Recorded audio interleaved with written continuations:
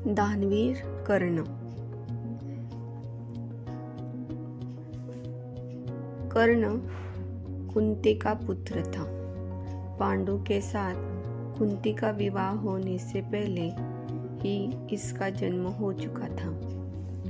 लोक लज्जा के कारण उसने यह भेद किसी को नहीं बताया और चुपचाप एक पिटारी में रखकर उस शिशु को अश्व नाम की नदी में फेंक दिया था। इसके जन्म की कथा बड़ी विचित्र है। राजा कुंती भोज ने कुंती को पाल पोस कर बड़ा किया था। राजा के यहाँ एक बार महर्षि दुर्वासा आए। कुंती ने उनका बड़ा सत्कार किया और जब तक वे ठहरे उनकी सेवा शुश्रूषा में रही। इसकी इस श्रद्धा भक्ति से प्रसन्न होकर महर्षि ने उसे वर दिया कि वह जिस देवता को मंत्र पढ़कर बुलाएगी वही आ जाएगा और उसको संतान भी प्रदान करेगा।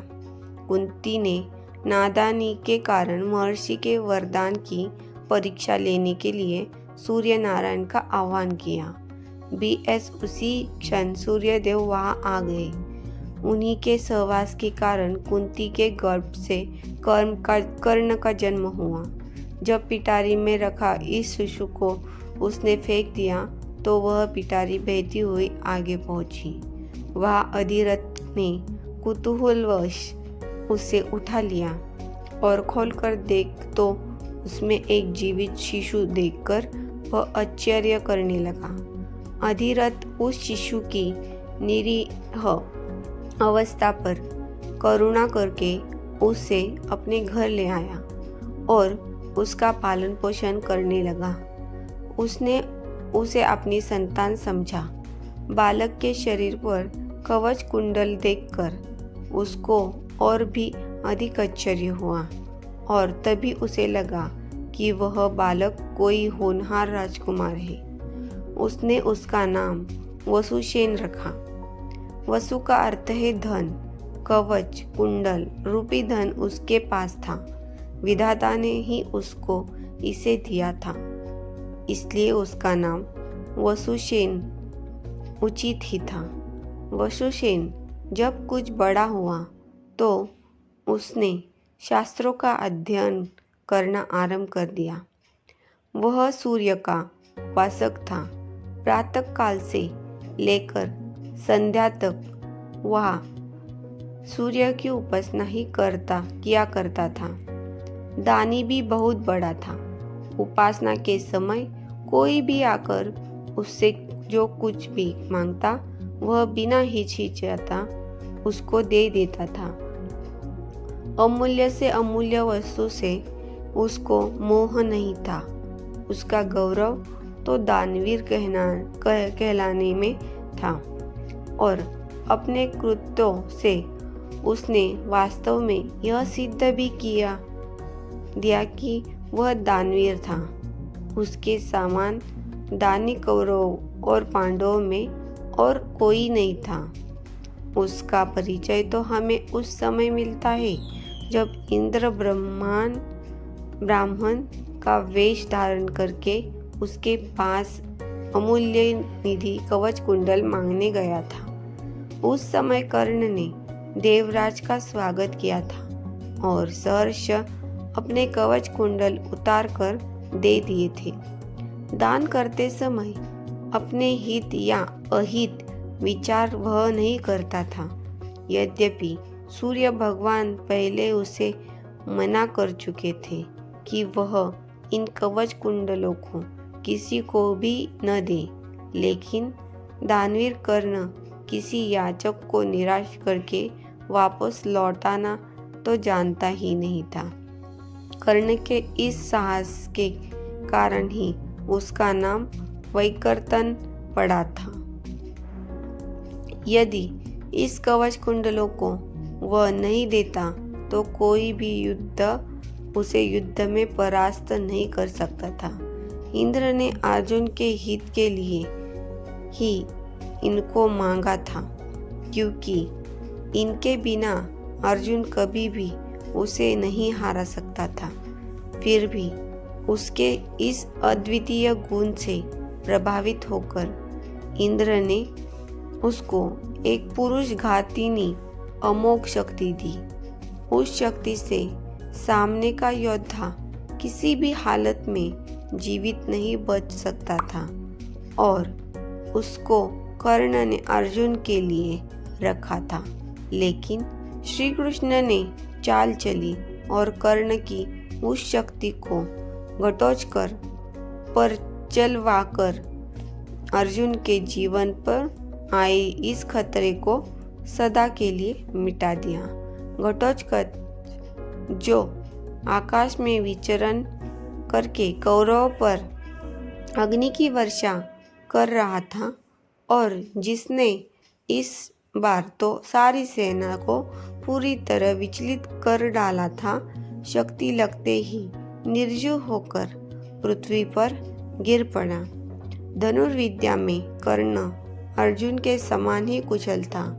एक बार जब महाराज धृतराष्ट्र की आज्ञा से कौरव पांडवों की अस्त्र शिक्षा की परीक्षा के लिए एक समारोह किया गया था, तो अर्जुन ने अपने अस्त्र शिक्षा के कौशल्य से सबको चकित कर दिया था।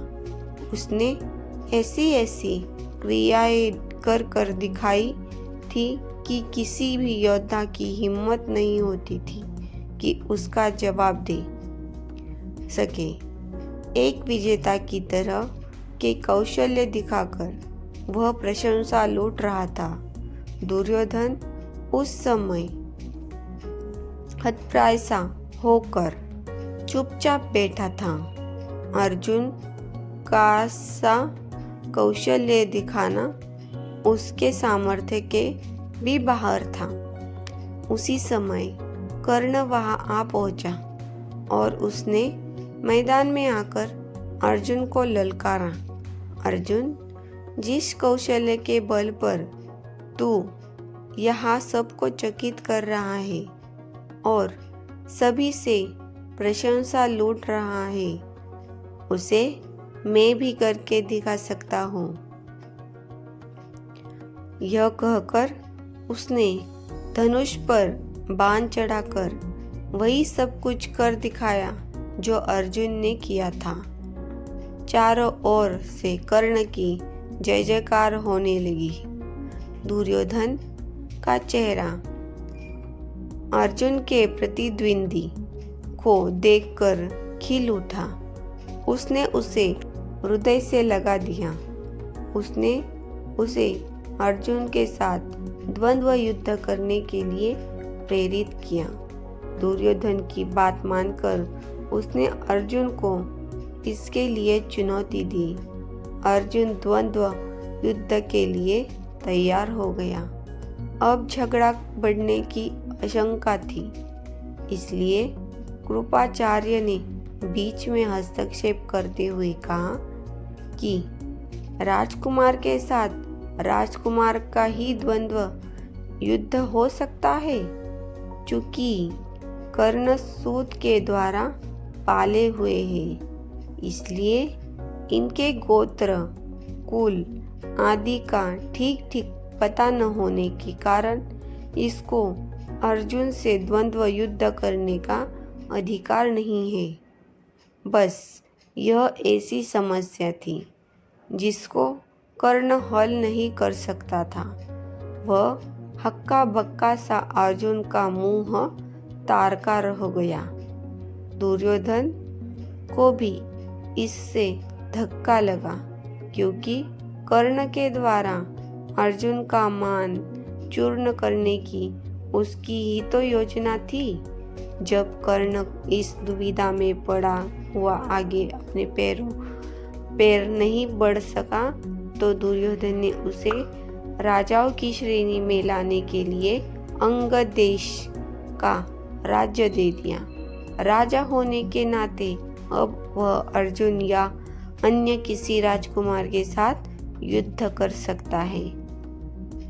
वह इसके लिए उतारू भी था, लेकिन संध्या होने के कारण यह वाद विवाद थम गया और सब अपने अपने घर चले गए। बस फिर जीवन में सदा ही कर्ण अर्जुन से प्रतिद्वंद्वी के रूप में मिला। अर्जुन से ही उसकी विशेष रूप से शत्रुता थी। वह उसकी प्रसिद्धि को सह नहीं पा सकता था। अनेक स्थलों पर वह अर्जुन के सामने आया, लेकिन अपना कुल गोत्र न बता सकने के कारण उससे सामने से हटना पड़ा। वह सूत पुत्र कहलाता था, क्योंकि सूत ने ही उसको पाला था। इसलिए कारण द्रौपदी के स्वयंवर में भी घूमती मछली की आंख भेदने की सामर्थ्य रखते हुए भी उसको अवसर नहीं दिया गया। स्वयं द्रौपदी ने ही सूत पुत्र कहकर उसका अपमान किया था और उसकी पत्नी बनने से इनकार कर दिया था। सूत पुत्र को क्षत्रिय कन्या का वरण करने का अधिकार नहीं है। ये शब्द शूल की तरह उसके हृदय में चुभ गए थे और वह लहू के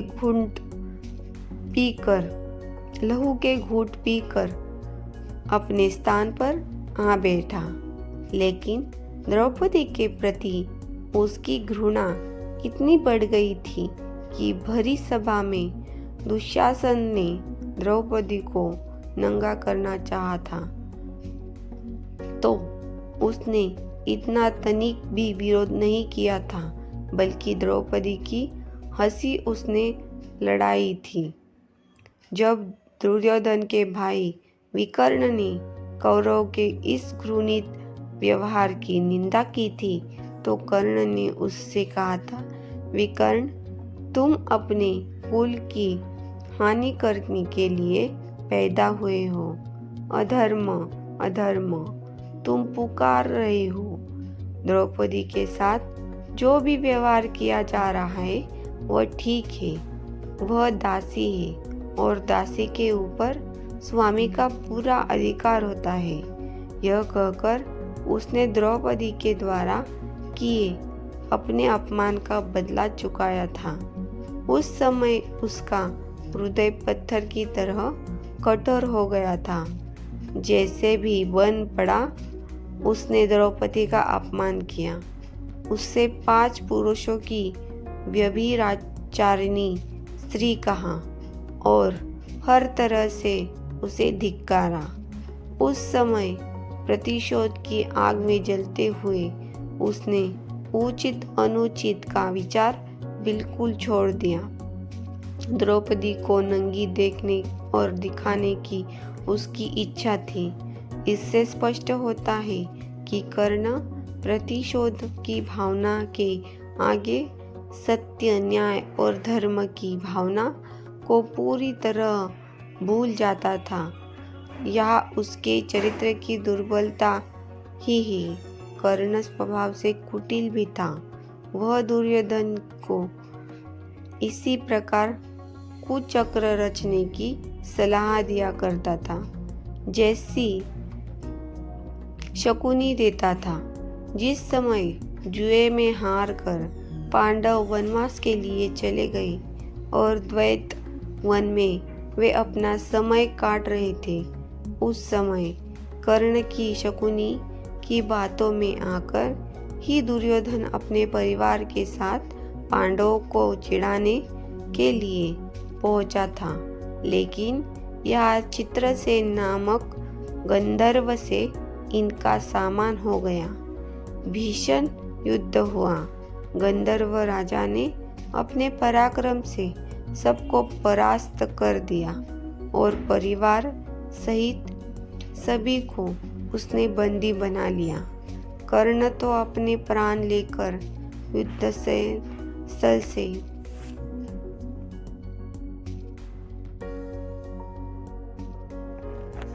भाग ही गया था। फिर युधिष्ठिर के कहने और अर्जुन के भी अभिप्राय करने पर चित्रसेन दुर्योधन और मुक्त कर दिया। कर्ण अहंकारी भी बहुत था। उसे अपने पराक्रम पर बड़ा घमंड था और बार बार दुर्योधन को प्रसन्न करने के लिए वह कहा करता था कि वह एक क्षण में ही अर्जुन को मार गिराएगा। इसके लिए भगवान परशुराम द्वारा सिखाए हुए अपने अस्त्र कौशल्यों की दुहाई देता था। यहाँ तक कि भीष्म पितामह, गुरु द्रोणाचार्य आदि के समान भी वह अपनी शेखी बखारने से बाज नहीं आता था। एक दिन पितामह से न रहा गया। उन्होंने इसे फटकारते हुए कहा, दुर्भिमानी करना व्यर्थ की बात क्यों किया करता है। खांडव दाह के समय श्री कृष्ण और अर्जुन ने जो वीरता प्रकट की थी, उसको याद करके तुझे लज्जित होना चाहिए। क्या तू श्री कृष्ण को साधारण व्यक्ति समझता है? वे अपने चक्र से तेरी अमोघ शक्ति को खंड खंड कर देगा। व्यर्थ दबंग करना एक सच्चे वीर का गुण नहीं है। पितामह की यह बात सुनकर कर्ण क्रुद्ध हो उठा और उसने झल्लाकर अपने शस्त्र फेंक दिए और कहा, मुझे पितामह ने सभी के सामने मुझे लज्जित किया है। अब तो इनकी मृत्यु हो जाने पर ही मैं अपना पराक्रम दिखाऊंगा। इसी दुराग्रह के कारण जब तक भीष्म पितामह जीवित रहकर युद्ध करते रहे, कर्ण ने युद्ध में हाथ नहीं बटाया। जब उसने सुन लिया कि वे धराशायी हो चुके हैं, उस क्षण प्रसन्न होकर वह दुर्योधन के पक्ष में आकर शत्रु से युद्ध करने लगा। गुरु द्रोण के पश्चात कौरव सेना का तीसरा सेनापति वही था। इस वृत्तांत से यही स्पष्ट होता है कि वह अत्यधिक क्रोधिक स्वभाव का था। सदा अहंकार में उसकी बुद्धि डूबी रहती थी और इस कारण बुद्धिमानों की बातें भी बुरी लगती थी।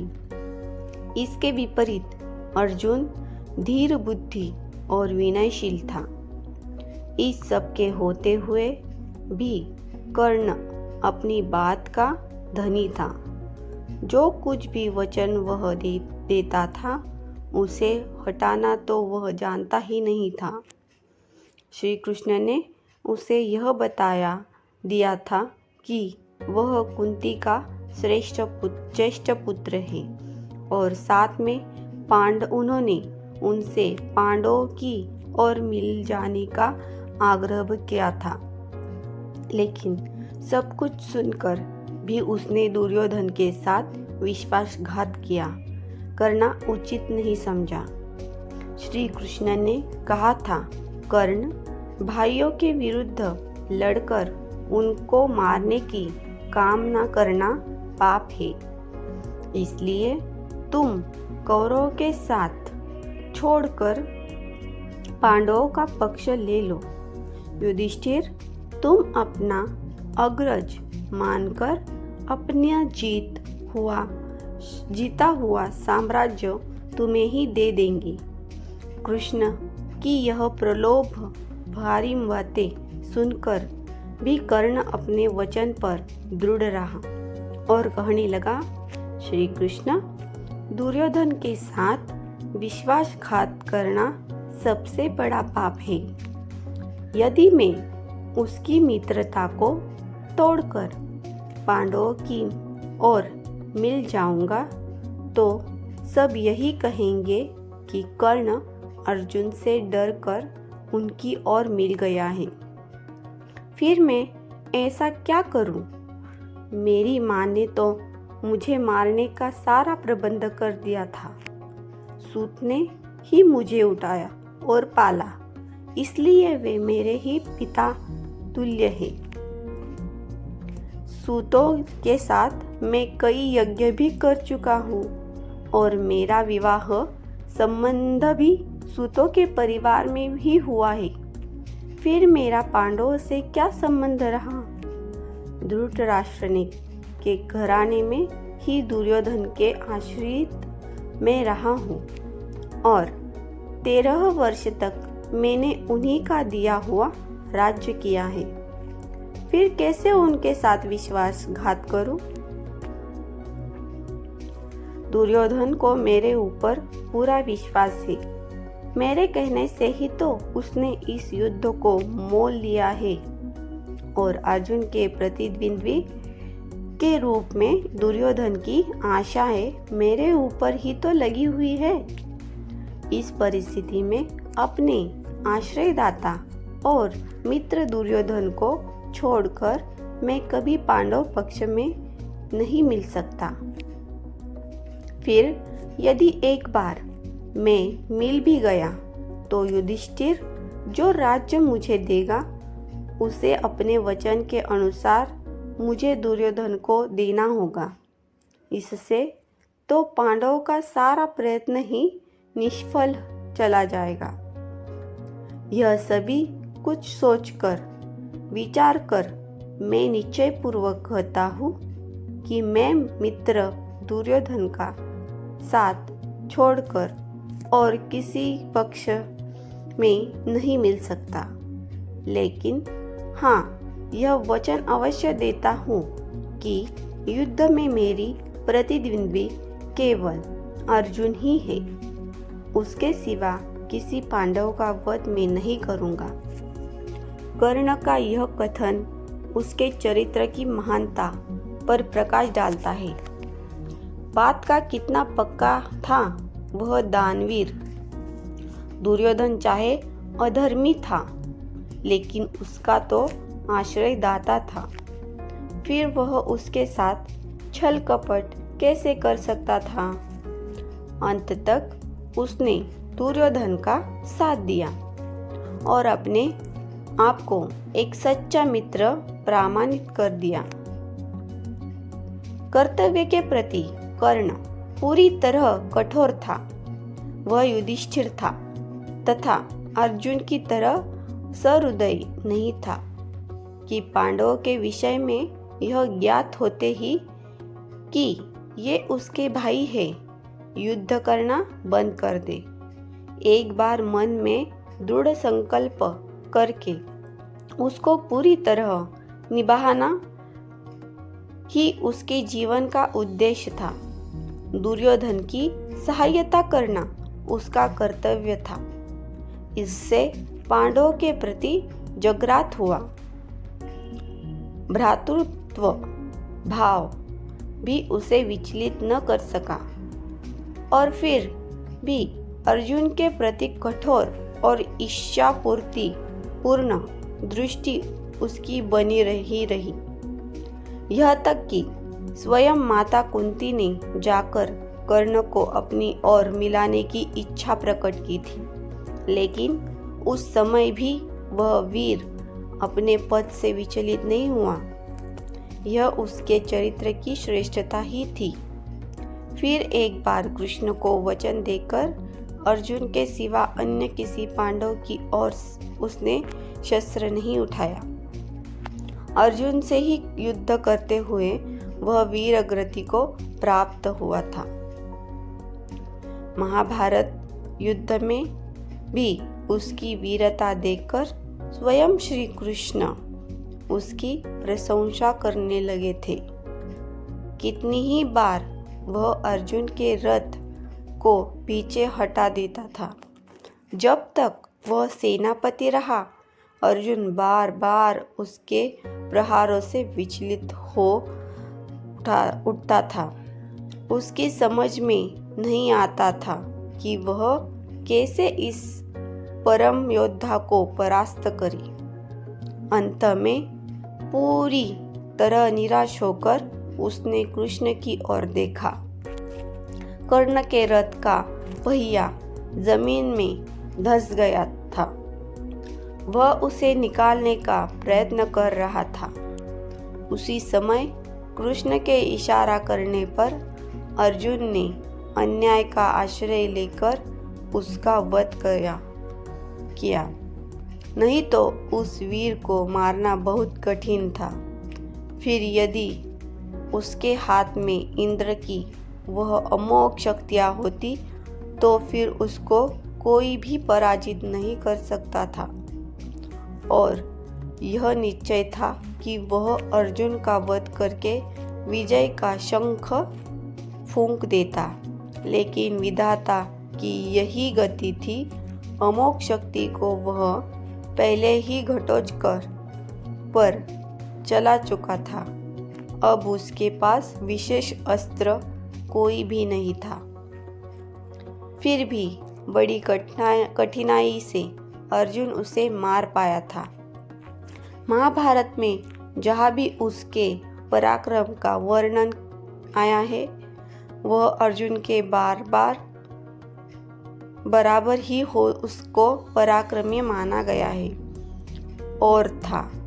फिर भी वह इतना भी पराक्रमी, कर्ण के पराक्रम में धब्बा लगाने वाली एक बात यह है कि वह कपटी भी था। वह सदा सत्य और न्याय का ही आश्रय नहीं लेता था। उसने अल्पवयस्क राजकुमार अभिमन्यु का चक्रव्यूह के भीतर औरों के साथ मिलकर वध किया था। उसी ने उसके धनुष को काट गिराया था और फिर उस निहत्थे बालक पर 6 महारथियों ने मिलकर आक्रमण किया था, जिनमें से एक वह भी था। निहत्थे बालक की हत्या करने का अपराध सदा उसके चरित्र के साथ लगा रहेगा। इसलिए इतना पराक्रमी होने पर भी कर्ण अर्जुन की तरह महापुरुष की कोटि में नहीं आ सकता। उसका हृदय कलुषित था। इस तरह कर्ण के चरित्र पर दृष्टिपात करने से मालूम होता है कि वह किसी दृष्टि से महान था और अपने किन्हीं व्यवहारों के कारण पतित भी था। उसकी महानता उसके दानवीर होने में है, उसके दृढ़ संकल्प होने में है, उसके अपने मित्र और आश्रयदाता के विश्वास पात्र होने में है। लेकिन छल और कपट पूर्व व्यवहार, व्यर्थ का दंभ और क्रोध उसके चरित्र की गरिमा को कम करते हैं। वह इतना पराक्रमी था कि उसके मरते ही दुर्योधन का सारा धैर्य टूट गया था और अब उसे अपनी पराजय की आशंका निश्चित लगने लगी थी। और वही हुआ भी। कर्ण की मृत्यु के पश्चात कौरव सेना का विनाश हो गया। स्वयं दुर्योधन भी भीम के द्वारा मार डाला गया। युद्ध में पांडवों की विजय प्राप्त हुई। दोस्तों, आपको हमारी कहानी अच्छी लगी हो तो चैनल को लाइक और सब्सक्राइब ज़रूर कीजिए। धन्यवाद।